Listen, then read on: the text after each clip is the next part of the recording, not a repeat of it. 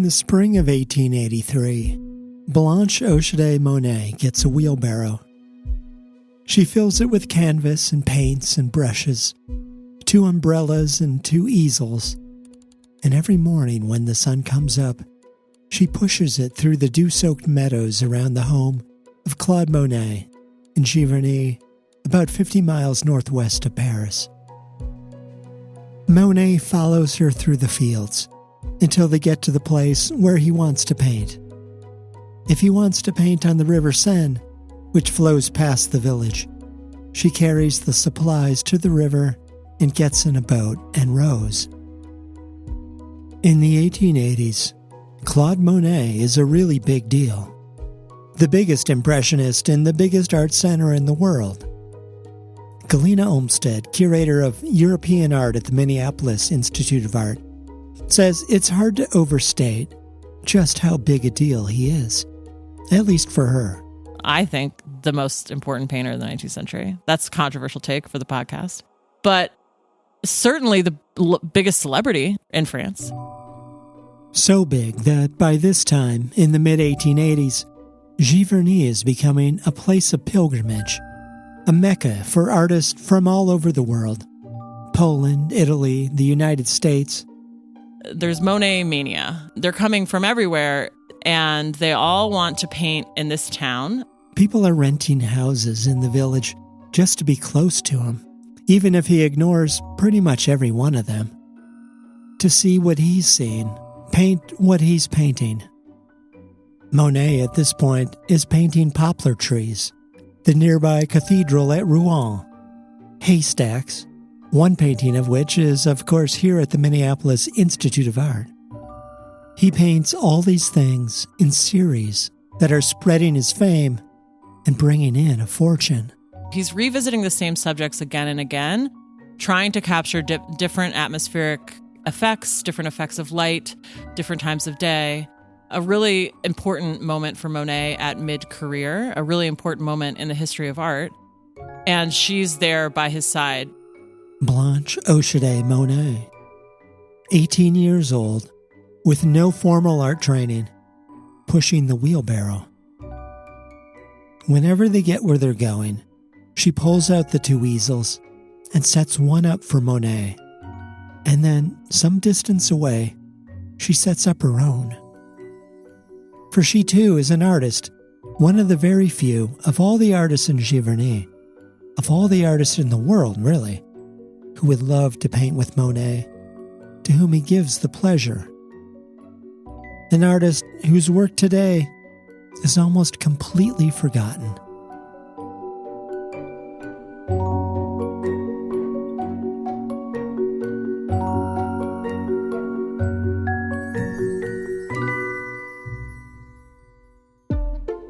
This is the Object Podcast, produced by the Minneapolis Institute of Art.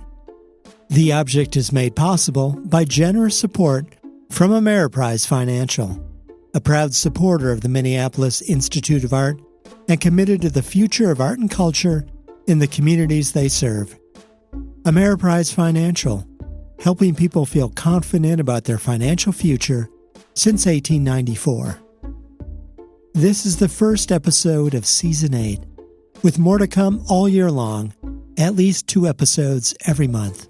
And before we get back to the story, I want to introduce you to another museum podcast, Recurrent from the Getty, a narrative podcast like this one, hosted by Jaime Roque, and now in its 2nd season, all about keeping the past present. What I really like about it, of course, is how objects become stories about people, like a lost Thelonious Monk concert booked by a teenager at his high school in 1968 that becomes a totem of joyous resistance. They're bringing the museum into the streets, and honestly, the production is so good, I listen and I want to hang it up. Now, it makes me better, and I'm so glad we're all talking about the secret life of objects. Give it a listen wherever you get your podcasts. And now, on with our story. I'm Tim Gihring. Blanche Hoschedé Monet is just Blanche Hoschedé, 11 years old and living in Paris. when she first meets Claude Monet. Her father, Ernest Hoschedé, has made a fortune in department stores, and he's spending a fortune on art. He was an early adopter of the Impressionists, back when critics were calling their shows a cruel spectacle, put on by, quote, 5 or 6 lunatics suffering from the madness of ambition. Blanche has joined her father at the studios of Renoir and Manet, who are fine. They're fine. But Ernest has always been drawn to Monet.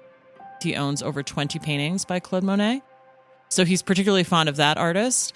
Naturally, that artist is the one Ernest thinks of when he wants some panels painted for the dining room in the family's country home. So, one day, Monet, now in his mid-30s, comes by the house, and Blanche is there to see him. He had long hair, so he seemed to her like a real artist. And she could also tell, she says that she could tell he was fond of children. So he already sort of has this kind of family guy aura about him, and she's really drawn to that and impressed by him and impressed by meeting him. But it isn't long before Ernest's fortune begins to run out. His business is falling apart, so he sells most of his art collection, and then the summer home, and then the apartment in Paris, until the Hoschedé family is running aground. And it's a rather unlikely person who takes them in. He's not mean exactly.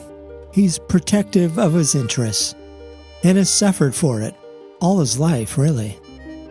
Drafted into the army at 20, only to have his dad say, "I'll buy your way out if you give up that painting stuff." And Monet says no, and is sent to Algeria. And then when he takes up with his model, Camille, and his father again threatens him, this time to give up Camille or he'll cut off his funds. And again, Monet says no. So now he's broke. I mean, sure, Monet has never been shy about asking for money from almost everyone he knows. It is the most frequent thing he writes in his letters: send money. He even asked for money after he's basically yelled at someone in the same letter. "You f***ing screwed me over, you f***." Oh, and please send money. He suffers for his art, but not willingly. That's why he asks for money.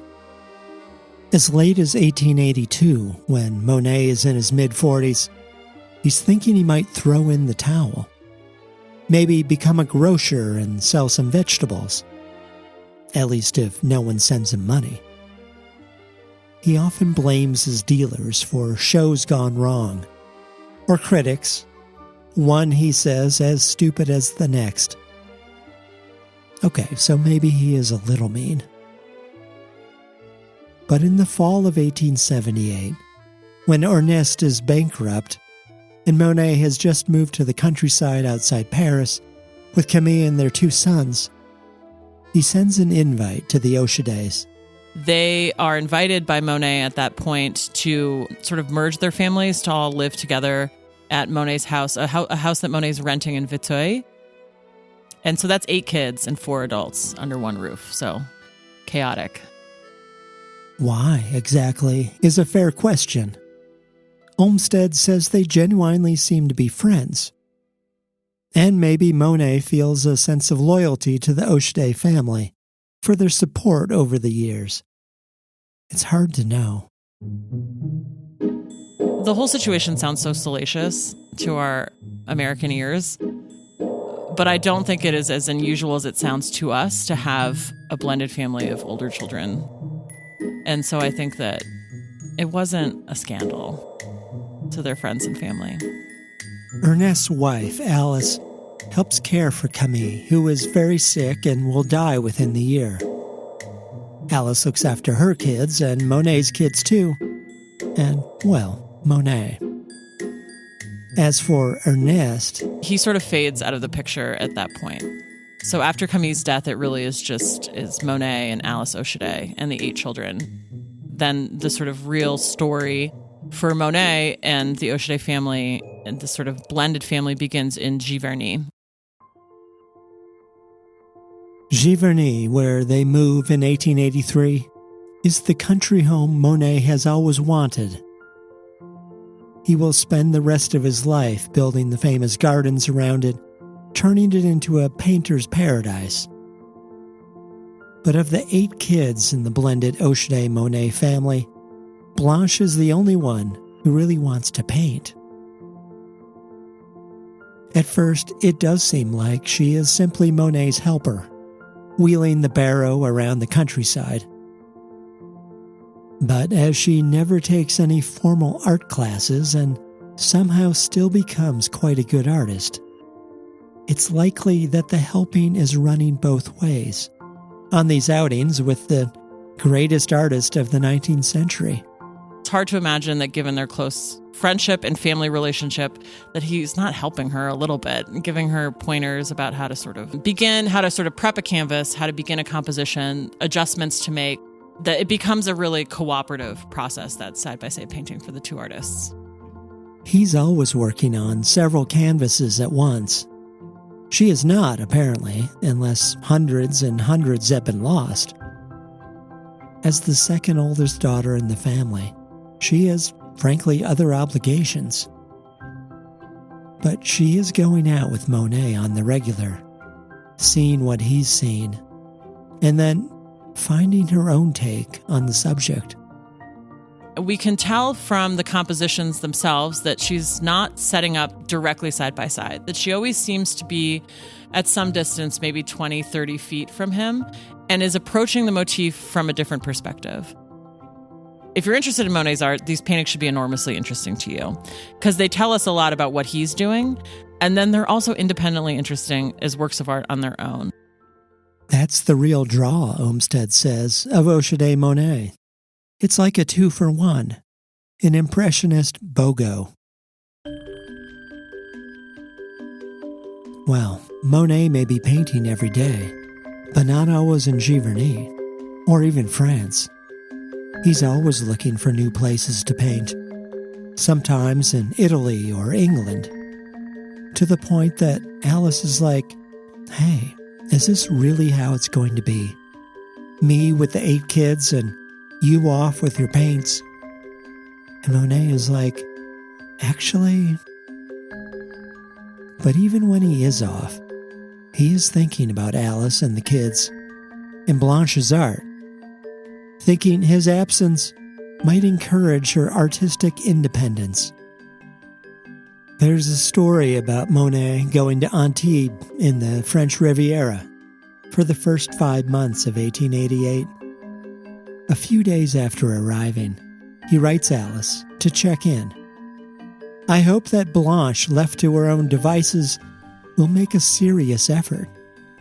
3 days later, he writes, I am happy for the children that the snow has returned, but this will set Blanche back in her work as submissions for the salon are due at the beginning of March. The next day, he writes again, telling Alice to get some paints for her. And less than a week later, he asks, You haven't mentioned Blanche. Did you order the paints, and is she working? And he's very concerned about what work she's doing while he's away, which I think, again, speaks not only to her own ambitions as an artist, but to the ways in which the extent to which he took that very seriously. That he didn't see her as a sort of Sunday painter, as a hobby painter, that he really saw her as an artist of ambition. In early March, when submissions to the Paris Salon are nearly due, he writes Alice, I'm not sure how to advise Blanche about the salon, as I'm not there to see what she's done. But if she's not afraid of rejection, and if she enjoys it, then she should go right ahead.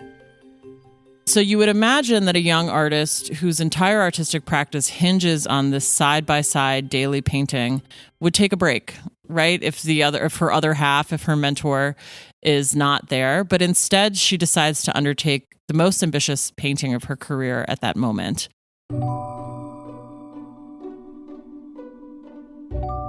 For years, it wasn't clear what painting Hoschedé Monet might have submitted to the Salon in 1888.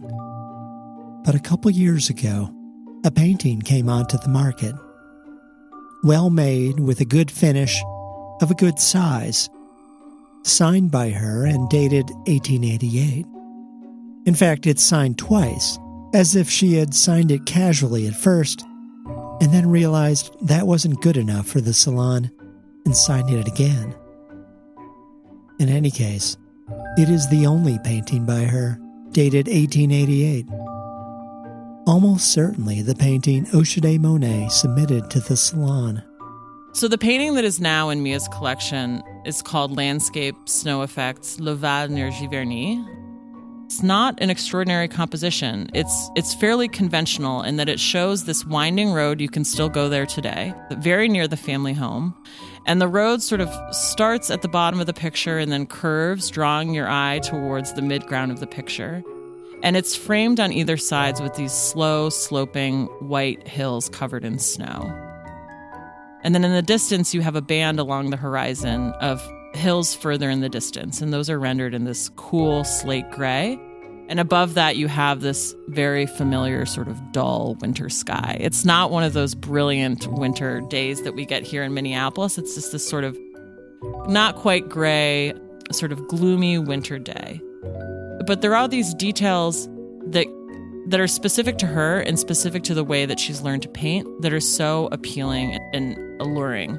She knew how to paint a Monet snow scene, but that's not quite what she does. The palette is a bit cooler than Monet would have preferred for a snow picture in the 1880s. There's this real tangle and swirl of color around some sort of bushes and bare trees on the left edge of the picture that just doesn't look like Monet. I think she's really experimenting and finding her own way. It's funny because Monet writes to her mother, does she have the colors, that she needed? It's like, yeah, she has the colors. What she doesn't have, perhaps, is complete confidence, like Monet does, always, which is its own kind of charm. So I think this is her great masterpiece of her early career.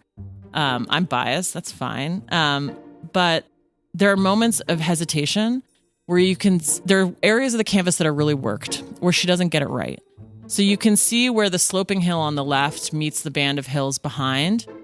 She's trying to reconcile that moment where the stark white snow hits the blue hills that are in the distance. And it's overworked. And she's trying to figure out whether she wants to paint that white into the blue or blend it out or do some kind of modulation of color or tone. And you can see where she's trying different things. And when you go look at the painting, now I might have ruined it for you if you haven't looked at it yet, because you'll be drawn to that sort of unsuccessful area of the canvas. But that to me is part of what's so appealing about this picture. You don't have this master artist at the height of her powers. She's in her early 20s. She's figuring it out. This is her first time painting in a sustained way on her own. And she's making mistakes and she's trying to fix them. We have this idea of artists like standing in front of a canvas and everything just sort of spills out and is perfect. And it's like, no, it's work. And I love the way that work is laid bare in this picture. Monet got into the Salon the first time he tried, in 1865, when he was just 25. Hoschedé Monet does not. But she does seem to handle the rejection just fine, probably better than he would have. Life goes on. Within a few years, Ernest dies, and Alice marries Monet. And then Blanche marries Monet's older son, Jean. So that she is now both Monet's stepdaughter and daughter-in-law. She and Jean moved to Rouen, an hour's drive from Giverny. And there she joins a group of artists who paint the city and the country around the city. And she exhibits with them. And it's then, as she's really finding her footing, that family intervenes again. In short order, Alice dies, and then Jean. And suddenly, Hoschedé Monet and Monet are alone again, together. She becomes his caretaker for real this time, helping not just with painting, but meals, clothes, business. She makes it all happen. When he begins his big water lilies project, which will define his life and legacy over his last 10 years, she makes that happen too. Working with Georges Clemenceau, the on-again, off-again prime minister, to see that a gallery is built in Paris just so for the paintings, and that Monet has everything he needs to make them. Clemenceau calls her Monet's angel. Her own painting stops completely. That's the story anyway, as later told by her brother, who says Hoschedé Monet harbored no ambition whatsoever. So there's a sort of mythologizing around the caregiving that she gives to Monet because it is so important. The idea being that she plays such a significant role in his life, in the management of his estate, of his well-being, of his art, that she couldn't possibly have painted herself. I don't think it's entirely accurate to say that she put down her paintbrushes when she returned to Gihring and did not pick them up again until, the day after Monet's death. Look at the films and photographs of Monet's last years at Gihring, Olmsted says. Even then, there are always 2 umbrellas, 2 easels. So it's not preposterous to me to imagine that they continue to sustain this sort of companionable painting side by side. Why wouldn't they? I don't think we need to mythologize the sacrifice such as to totally erase her own interest in painting and the sort of pleasure that Monet took in working with her. There's this immense pleasure they took in working side by side. And who can't relate to that, right? That it's more fun to be with your friend and working on, difficult projects together than doing it alone all the time. I think that it's possible that she did 2 really extraordinary things. When Monet finally does die at 86 in 1926, there is a small funeral in Gihring, as he wished. Clemenceau at one point strips off the black shroud over his casket and replaces it with a colorful fabric in the colors of periwinkles and hydrangeas. Hoschedé Monet has a solo exhibition less than a year later in Paris. Clearly, she has enough paintings to fill it. When did she make them, Olmsted asks, if not while she was also caring for Monet? Critics like them, people buy them, collectors in Europe and in America. And she keeps showing them in salons and galleries for the rest of her life. If that is an ambition, Olmsted says, what is? I think people who don't have the slightest ambition never exhibit their work. I mean, she's selling paintings to American collectors in the 1880s. Her paintings are in Chicago in the 1880s. I mean, that's wild. If you don't trust her actions, which were to continue painting her entire life and to explore new and interesting compositions, whether they failed or succeeded, and to push herself in her art and to take her canvas with her when she traveled all over Europe, if you don't trust any of that as a sign of ambition, then you can trust that Monet believes that she was ambitious enough to tackle a salon submission in his absence, that he believed it was a project worth pursuing. And then she does it, and it doesn't make it a salon, but that doesn't matter, right? Like that it's rejected is such a footnote to all of this. And I think it's a sort of modern way that we think about ambition that's so ego-centered, that it's possible to pursue a life of making art because you like to do it and you want other people to see it and exhibit it, and to not have this sort of like Picasso brain, I'm the greatest genius of my generation. Like that there are degrees of ambition that fall short of that, but that are equally valid for the sort of making a life as an artist. I can't imagine that at the bitter end, she had a lot of regrets. I have no idea. Maybe she did, but she had a cool life and she made this incredible art and she seemed to enjoy it the whole way through. And that to me is a kind of ambition. If she had never touched a paintbrush, she would be an enormously important figure in the history of art. And the fact that she made interesting paintings too is like icing. Once Monet is gone, Hoschedé Monet is the only Monet at Gihring. Keeping up the house, keeping up the gardens, keeping up his reputation. And it works, because Monet is never really gone, right? His name only continues to bloom after his death, thanks largely to Hoschedé Monet promoting his work and home, which for her, well, it's not all poppies and peonies. And very quickly you see in the critical responses to her work that it's impossible to untangle her from Monet.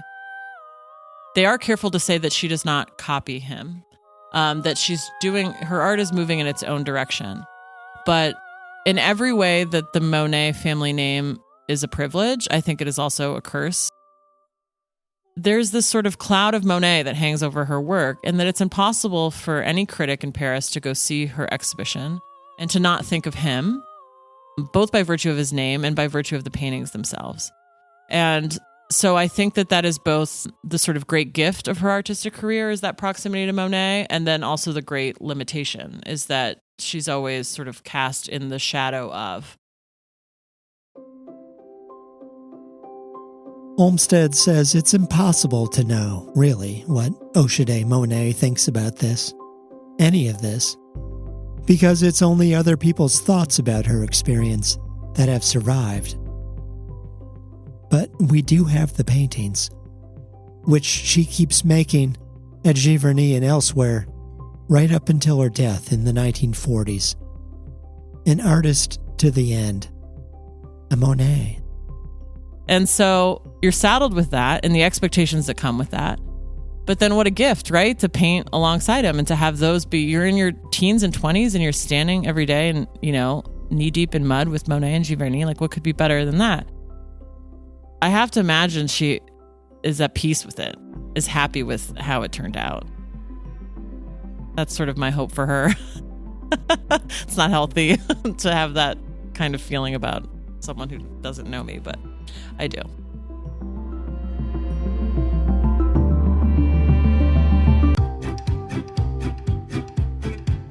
This has been the Object Podcast, brought to you by Ameriprise Financial and produced by the Minneapolis Institute of Art, now showing Modern Art and Politics, 1910 to 1945, featuring paintings, prints, and sculptural masterworks from the Neue National Gallery in Berlin, telling the story of how art, life, and politics influenced each other during Germany's swing from creative freedom to devastating repression under the Nazis. Check out the Getty's Recurrent podcast, too, as they wind down their season and we wind up ours here at The Object. Subscribe so you never miss any of our episodes. I'm Tim Gihring, and thanks very much for listening.